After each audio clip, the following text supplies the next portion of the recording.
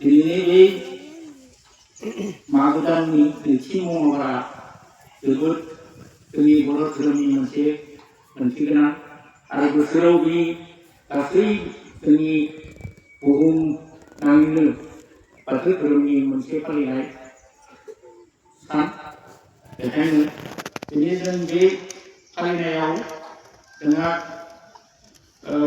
हाबाफारि लेखा बे फिरफिला दिखांनायखौ दिखांनाय जाबाय। दा दुलाराय बाथौ गौथुमा बाथौ धोरोमनि थाखाय मोनबा गाबनि फिरफिला सायख'ना लादों। बेफोर जादों गोजौनिफ्राय फारियै गोजा, सोमखोर, गेजेराव गुफुर, गोमो, बोराय आरो गाहायाव रायगां एबा गोथां गाब। बेफोर गाबखौ रुजुथायनाय जादों। गोजौनि गोजा गाबखौ अर, सान एबा सोरांजों रुजुथायदों। बेबायदिनो सोमखोर गाबखौ अख्रांनि नेरसोन। गेजेरनि गुफुर गाबा बारनि रुजुथाय। गोमो बोराय गाबा हानि रुजुथाय। गाहायनि लाइगां गाबा दैजों रुजुथायदों। थिग बेबादिनो बे गाबफोरनिबो मोनसे ओंथि दङ। ओंथिफोरा जादों गोजा गाबनि ओंथिया जादों गोहो, बोलो आरो सोरां। सोमखोर गाबनि ओंथिया गुवार फैलाव, गेबें आरो खौसेथि। गुफुर गाबनि ओंथिया जादों गोथार, सैथो, हां आरो जिउ। गोमो बोराय गाबनि ओंथिया बावसोमनाय आरो सहायनाय। थिग बेबायदिनो लाइगां गाबनि ओंथिया जादों गोजोन, सुदेम आरो गोसारनाय।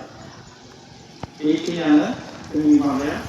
फिरफिलानि अरथाया जखाया जादों गुफुरनि गाबनि अनगायै बे मोनब्रै जे गाब दङ बे बागा गासैबो समान। गुफुर गाबा खिन्थु बे बेलेग गाबनिफ्राय गुबुन गाबनिख्रुइ फाननैनि जखा दं। आरो बे गुफुर गाबनि गेजेराव बिखायाव बाथौ बुगिन एरनाय दं।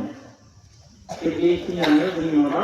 आरो फिरफिलानि जखाया 3-2 थारमाने 3 आरो 2 गुवार आरो गोलाव।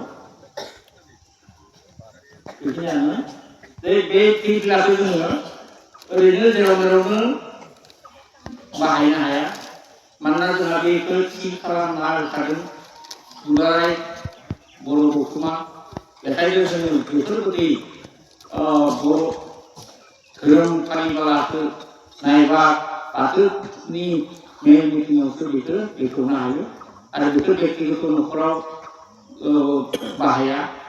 गथिखे जोंहा बे फिरफिलाया हारिनि मोनसे, धोरोमनि मोनसे गोदोर नेरसोन। बेखायनो जों दिनै बे नैथि मंगलबार सान फालिनाय लोगोसे जों बे हाबाफारिखौ लाखिनाय जाबाय। आं बारा गोबाव बुंलिया। दिनैनि बे जोंनि फालिनाया जाहाथे मोजाङै मोजां जाफुंलाङो बेखौनो अबं गसाइनि खाथियाव आरज गाबनानै